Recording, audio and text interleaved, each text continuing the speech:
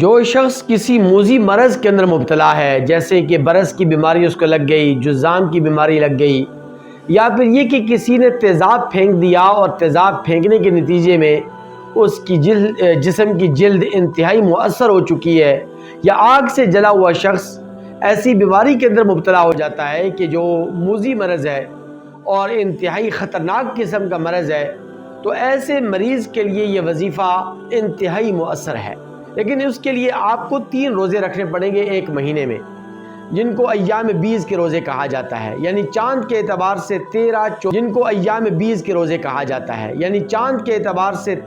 14 اور 15 ان 3 تاریخوں کے آپ روزے رکھیں، 3 روزے رکھیں، 13 تاریخ کا روزہ، 14 کا روزہ، 15 کا روزہ چاند کے اعتبار سے۔ اور آپ یہ 3 روزے رکھنے کے بعد جب آپ افطار کر لیں تو افطار کے فوری بعد آپ یا مجیدو یا مجیدو یا مجیدو بکثرت پڑھیں، کثرت کے ساتھ اسے پڑھیں، زیادہ سے زیادہ اس وظیفے کو پڑھیں،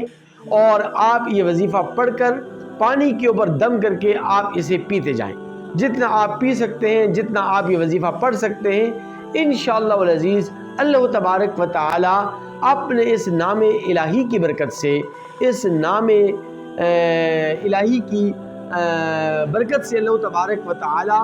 ضرور بھی ضرور آپ کو مکمل طور پر شفا یابی نصیب فرمائیں گے، کیونکہ مجیدو کے معنی ہوتے ہیں بڑی بزرگی والا، تو اللہ تبارک و تعالی کی ذات بہت بڑی ہے، بڑی بزرگی والی ذات ہے،